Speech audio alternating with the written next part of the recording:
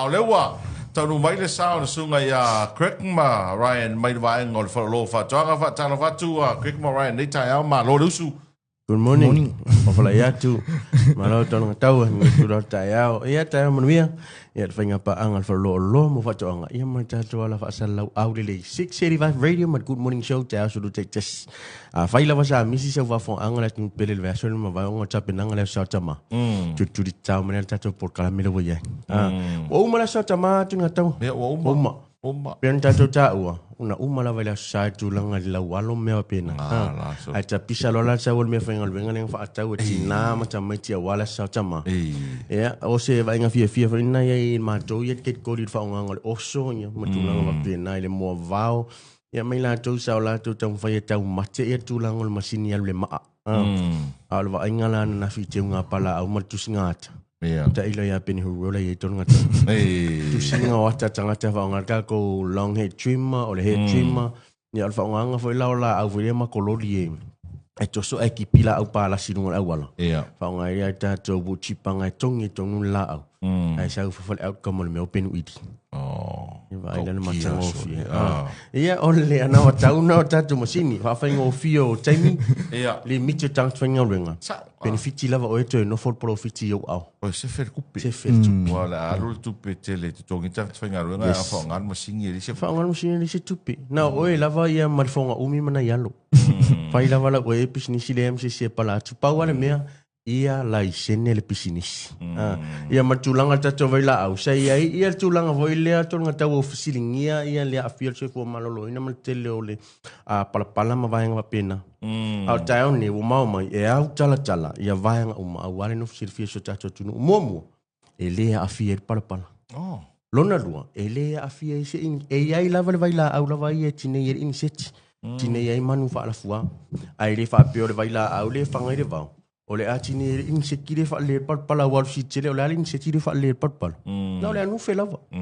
Ole sisi orang au papa mai nga pena te fa le peti e peti ne e tatu atina e pol pekire familinga. E ia vai la au e tine ia. Okay. Ia ta u foi le afiel so fo malo loin. Ia ele tu na malaina tele tatu por kala me atonga tu. E ave la va fa mama fa. Yeah. Tau tuana lau saunga le mood safety gear se falolo o lomo fatuang. Mai lava si ulau do lo au se pa ia le alo filo au. Mau malava tele lava ma choice supplied for love chong. Ia ole nata ia o ila ma tatala. Ia vai nga uma one of shit fia su tatu tunu. Good morning Samu. Malo le usurai. Yeah. Pa popo mai ile. Pese malia quick later au. O le te tau no uma tai au ni o le tati o le tu spa ia mo lau ni. Ia ver so fa man malo Yesu ke riso ia lo tatu wal ifaolo. Uma. Ia fa talo fa tu ni tai au sa mo le tunu pele ia mai tupu mai o so tatu tunu. Ia fa fia nga mo la tu fa tua. Ia tapo nga mau la malo ia tatu fainga malo ia maso la sa mo mau mani fa sa launga ia fa talo fa tu pokala meni tai good morning malo le usu le tai au fo ia la ali si vai nga le wa te mai te watu ese foi la api le tsa oi Bese suenga ma in me la tai au ia meni tai au ia mal sa vali ma sa vali mau mai la mau mai la tfaleta ia o tulanga la vai la o no le wa pisa lunga upinga tfa ilang fa mai ua fa leanga ina le pala ma afia so fu malolo ino tanga tai le vai fa lo fa tuanga e fia ta watu sa mo le tunu pele ni tai au e le moni ni fa matalanga o fa matalanga ta fa se ia mai e tatu te le fa ta mata fo ipitola a waistanga ta fa nga fo la tu business mal le promoting o la tu olo ia ole vai la au la vai fa lo fa tuanga sa ma u fisi ni le matu pulisidi so mai le matu pulisidi ma u e le tau sanga sa ile taimi fo ia o pale mai ia le to ino tu le le to finga pale e te tau sanga sa faile fon tanga al le fala tongo vai la au ma le sio manga i sa mo sa ia tau sanga ina le vai le mai le vai la au fa lo fa tonga ma uma ona pa sia tanga tata mai o tanga su scientist ele afia se what you call ni minerals ele afia minerals ele afia fo malolo ina le fia ni tayao e fa pulam fa mam la ma chili sanga ngale so yakwek ele afia le pala ile vai la au fa lo fa tonga lona lu o le vai la au fa lo fa tonga ele me ta o le TOM o le TOM a fa umina po le date of manufacture o le winga o le fa matalanga date of manufacture o le aso le sa fa ile vai la e lona winga ele se expire fa te inga o ta o lo I fa ta mo fa o lo fa le aso uma e aso expire o le o lo fa lo fa tonga ai fa tau fa le to le po ma tu o fa mata langa le tu e le I ma aso expire se il van na lava o fina ngalo la va ngale suppliers ia po ila to fo yo fa usel vai la o to fa unisi vai la fo ia ona call mo foi le la to ni sambo ave ese mo stock tu ai ia le la sa stock fo e to fa tu mo pe fa mam blanga tina ia e foi mato vai la fo lo tanu mai te mine ia sa tele malo le tunu sa to fa tu mato fisidi ia ta tu vai la le ta o le Thrive Natural Fish and Seaweed ai fa longo longo ni le ngo le vai la le Thrive Natural sa o kala foi ngali this is my natural longo wingo me mo ia longo nge e pe fo nga mai o le mo pona ivi as tu ro ta ia manisio pala pala ia lo mixina ona fa aliu liquid leo ia le mo meta tu tamale e ma fai ona fanga ina ila la so la se la au o to o au metoto io tu langa foi le fala ina pis o le lettuce e foi la male vai la au fo le o tau mai mato so ele fo pa sa e mo alo to back in stock le sa ta tu tan noi foi le telo po kala me wa il tu langa le fa e fi fa ilo tu ne ta le o tau no mata tu vai la o le chalik dust kamale le fa pe le sa su ko le telo tanga le tu langa foi le fo fa I por tu mo si tu lo ta le fa pe ke le mangu ko le wa mai fa lo fa tu anga vai la anga io le poko poko ngai mangongi foi le si tu lo ta e ma fa yon fanga tu mo fa ia pui lau fa io o lava ina fa pe ta mai la e fa me le me ai ia le la velo to ein man fo okay ia e sta to vai la au o te fi au tala ni tai ai no nunga tatu taimi e fa le vai la au fo le o tau no mai ta o privafan o le vai la net privafan e tu sala mal attack pe o pui nga le o tatu tonga la aina ia maso o lava se tu inga tina e tam fai e mfai ona su tu matu la vai tele e o funga le ia mala tasi o tu ina mo tele sala fai e fa tau ina vai la au nei ma e fa fsili ia mo se o telenga au se ma se fsili e mfai ona ma wala 5 minute fo ilele e mfai ona fsili e mfa mam lama te la finga bing ia was mama anga ti le malu si tu tu o vai la au te lo ta o nei di crack Ryan vai la au mai fa tau fa lo fa toanga e ia le fu e tau na fu ai ia sa o le ele ngatala ile fu al fa toanga la vai o ma sani fa ngai ai o le fu fa tau la vai mai fa lo fa toanga na vai la o lo fa pipi ina ile tino o le vai la ia e pe yo ta vai la au yo ta ueng e Ryan on the Thrive, ia all purpose, all the roses and flowers, or the fish and seaweeds, ma vai la auna. O lo ia ia fua whaatau lo pi le tino le o lo. Ia wala ngai ala no fesidi o ka whaarongo fo karangoanga isi au whako anga wale.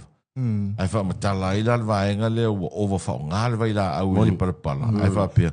Ia mea ngai ngā roko ang ofiso o ngā sui fo ilea o le mea ia alua le fua ngai mai le vai la au ili. O le taimi lava te tu ai tonu whalo loa FCD tu langa vai la au. Ia e mātou te tutu ma le whaine ngol mea. Mātou te tutu ma le mausaririli. Ina ia mwhaiono mātou a vātua le right information. Mo le whaingolo vai la au. E mātou te popole ona tūne ni te wato e fallback a could complain ya mātou. Yo na upuiera la unanga. Pe on tau, lo whaingal ringa whalolo o lomo vato anga. Ua iai to mai manga wa ama o umana o tau wina whaonga ina vai la au. Ua tato vai la au e pe on tau, maa nei e vai ngalo e whafsinia. E iei e vai nga sao la tu tau whape. Fiu e palai. E le work. Fiu e palai sta mai taimia. Fiu e palai e le umise pidiota.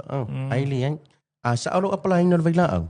O le linga fo ngau le pe sui sau te mo ina ma tatu vai la au. Ye pe lo ne tatu vai la au. A olo na mana ya ina e tatu vai la au liquid. I tonu la vai le chemical. E tatu vai nga chemical e sau le pe fu por dust. Ye tatu vai la au pe se pauta. Ye tatu vai la au na sau ye o le pellet le mea e sau ye pe ni kama ia fasla au po toi fo i.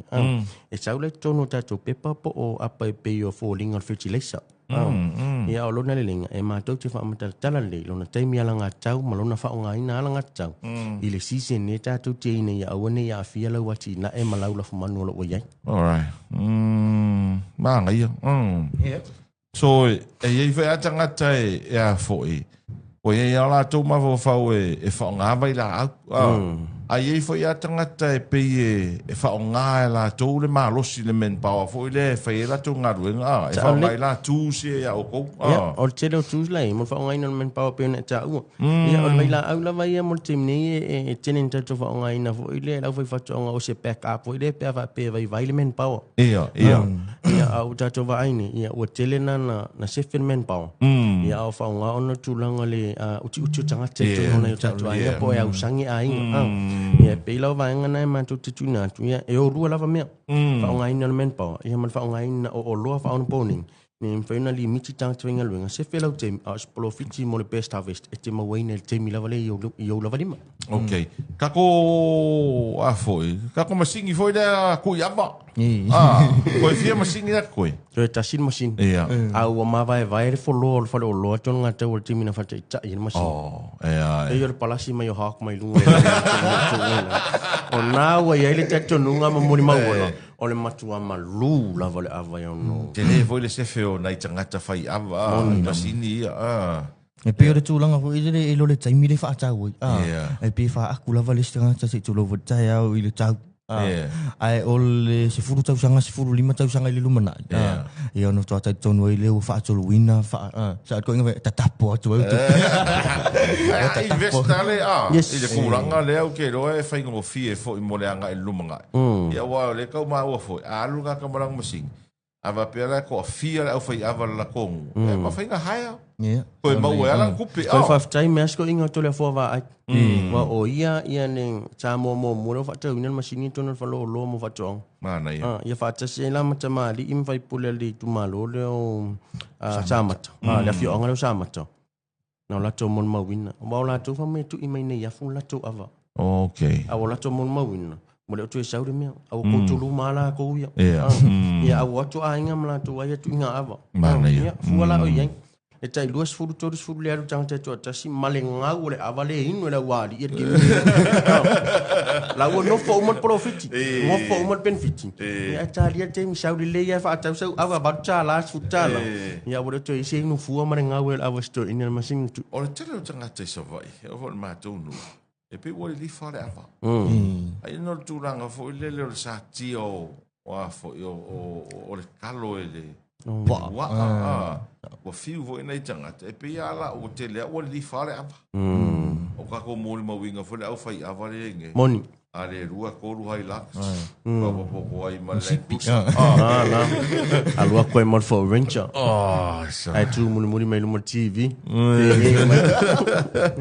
o tele na ai o se mo maunga ia o le winga vam talang e sa o ia le sa unanga fo ia le ata tau palmire te mine.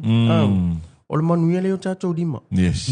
A o le no foa iman wha parpala. Le ta e rem whaiona wa ai o tātou mata e pe rem whaiona sirisina.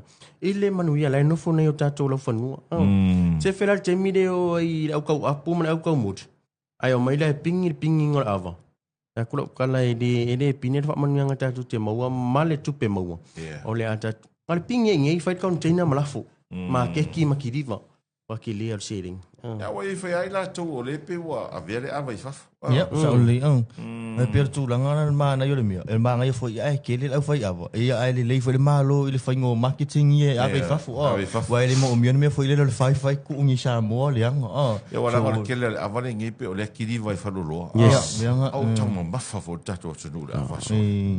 E mo ke ala ku ngu i ku mo i sa vai se fa ala ko nga foi le o le ava. Ava, ava. Ola to mon mauna fu ia. Mo le tu e soi fu mai mau de ava.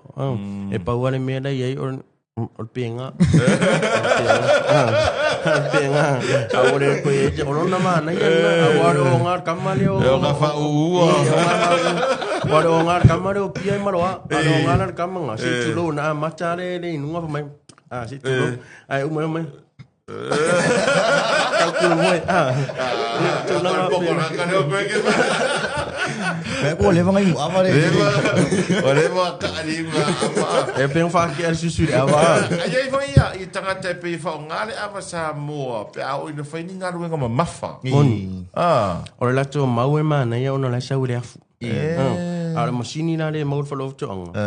A matua sau ia le afu. O le afu ngalu e le afu mai o le apu puna mai mai va. tu ilau ava de in machine na mai de ko se kam sa pak sa ora pe fu yang ku kong nuru lau ava ke dola o fa longo li Ryan ka ngoa quick o kong fa e so nga swafa fo o lo swafa fo quick ling ai ka fa longo nge ka ngoa quick e pe ka ngoa se fo ma i vo de mana malama li me side effect la e fa ngoa takta ava Mas ako ba yan itakta ka ba? Sa mo yan takta side effect. May buon ka ba? Ka nakuha ka pa for buying. Kau masigi ko yaman kau sa ka. Kau sa ka nakuha may change pa for buying. Alfa juangan na. Along Jamin ne. Jamin to full to wa fe dem se la fa tawina. Alamon maulo mai na tatu chamalin fa tawina ia tatu mesin am. Pasi mar koru kuah kar kau fa tawina. Ai to se masina tan na tu an. Ya onna la le tu penen mo mau so atau. Ya atu le lima tau sanga wa luan yang mesin yo mau.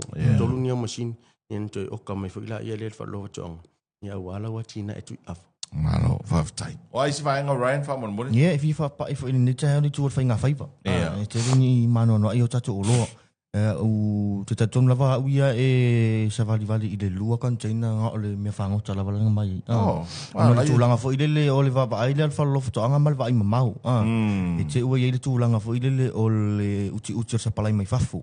Pets and Charping Sing, Pets and Charles out. Ia male mai lava no foi dele elim fayon so fia i mai va sa ti va le sa ile utanga maule ale pulinga mat pursili et tau foi ona fa tele mele lo fa nga fa ia me se lava sa mo ma tunur pasifika pe o le fia ma tele ile tule o le ngandua ina le o le vau ia male asira nga tai fali ia tele ntato o lo fia to lau ni tai au on man tato taimi Ye tele tato upenga fanguta e maua le upenga ua umona fa apolu fa atidi e mfai ona vatu lo fa ngalo e maua foi le fa lau e le i fa pe ina ni pulu poni me funga o huko foi e mfai ona vatu ia ona fai ala ye o e lau upenga kama foi le di mas fumika e mfai ora nga vaku le ia se sala lua okay se lau mika ia e pule lava oe pe fa di mas fumika me lua ia pe fa se lau mika e mo fa tato tiri fa ngota mai sai swan ngai sai kasi mal afa mal lua mo tato fa lo e todo